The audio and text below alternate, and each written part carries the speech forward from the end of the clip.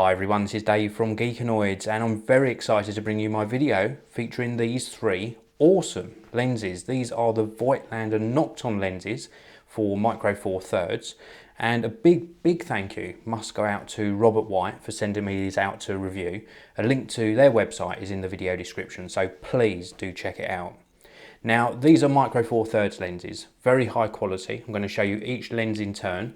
I've got a 17.5mm lens on the top here, 25mm lens and a 42.5mm lens, all with an aperture of f/0.95, so awesome for use in low light situations.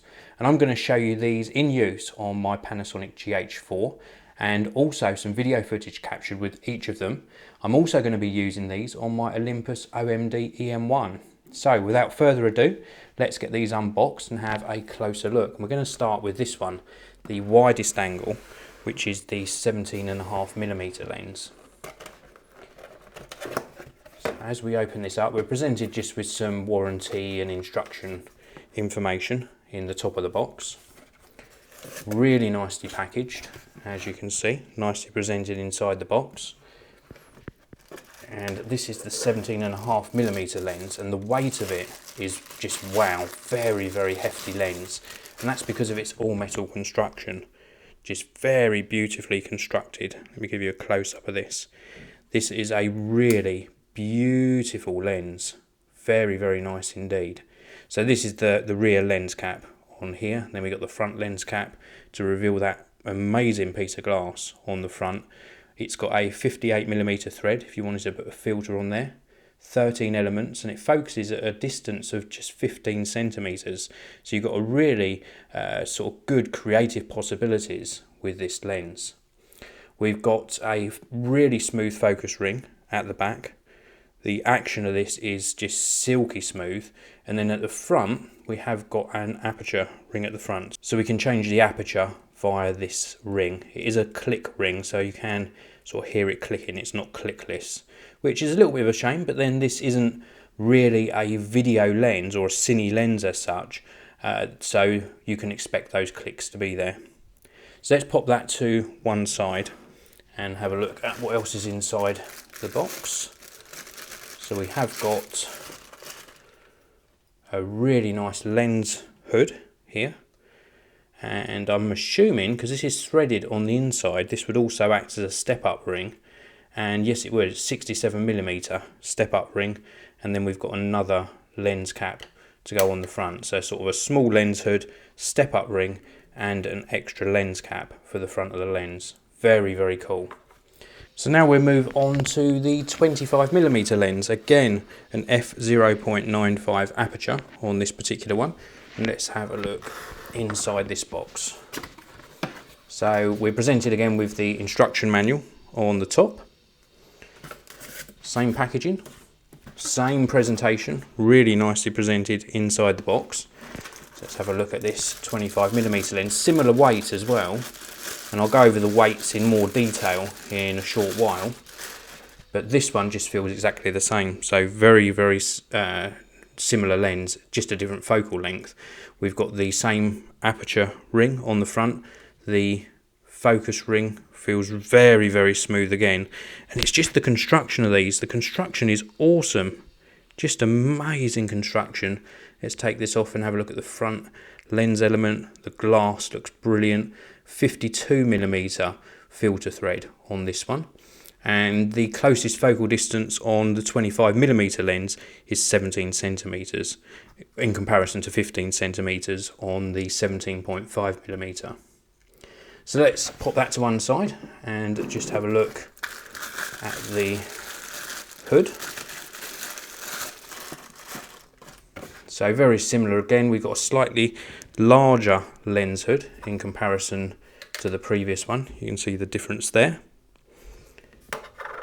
And this one is 67mm step up size ring and a 67mm lens cap on here as well. Very cool. So now let's move on and have a look at the 42.5mm lens. So this is the last one in the trio with the longest focal length, and let's have a look at what we get inside the box on this one. So we are presented exactly the same with the instruction manual for the lens. We've got some packaging.